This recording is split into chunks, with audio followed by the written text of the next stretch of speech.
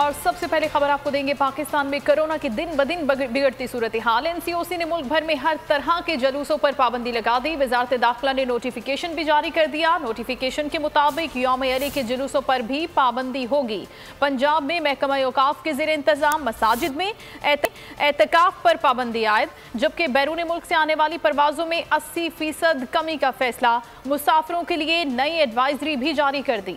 पाकिस्तान में बढ़ते corona cases, NCOC ने जुलूसों पर पाबंदी लगा दी। पंजाब में एतकाफ पर भी ममानियत, बैरून मुल्क से आने वाली परवाजें भी महदूद। 80% फ्लाइट्स में कमी कर दी गई। अली के हवाले से एनसीओसी में अहम इजलास। कोरोना वायरस फैलने के खदशे की पेश नज़र मुल्क भर में हर तरह के जुलूस पर पाबंदी लगाने का फैसला। मजालिस के इनेकाद की इजाज़त सख्त SOPs के तहत होगी। वजारत दाखिला ने पाबंदी का नोटिफिकेशन जारी कर दिया। नोटिफिकेशन के मुताबिक यौम अली के जुलूसों पर भी पाबंदी आयद होगी, जबकि पंजाब में महकमा औकाफ के ज़ेर इंतजाम मसाजिद में एतकाफ पर पाबंदी। पंजाब में महकमा औकाफ के ज़ेर इंतजाम 540 मज़ारात और 437 मसाजिद हैं। उधर बैरून मुल्क से आने वाली मुसाफिरों के लिए एडवाइजरी जारी कर दी गई। फ़ज़ाई सफ़र महदूद रखने की पाबंदी 4 से 20 मई तक नाफिजुल अमल रहेंगी। 18 मई को मौजूदा पाबंदियों के प्लान का असर नौ जायजा लिया जाएगा। तमाम मुसाफिरों को 72 घंटे कबल PCR मनफी टेस्ट रिपोर्ट दिखाना लाजिम होगा।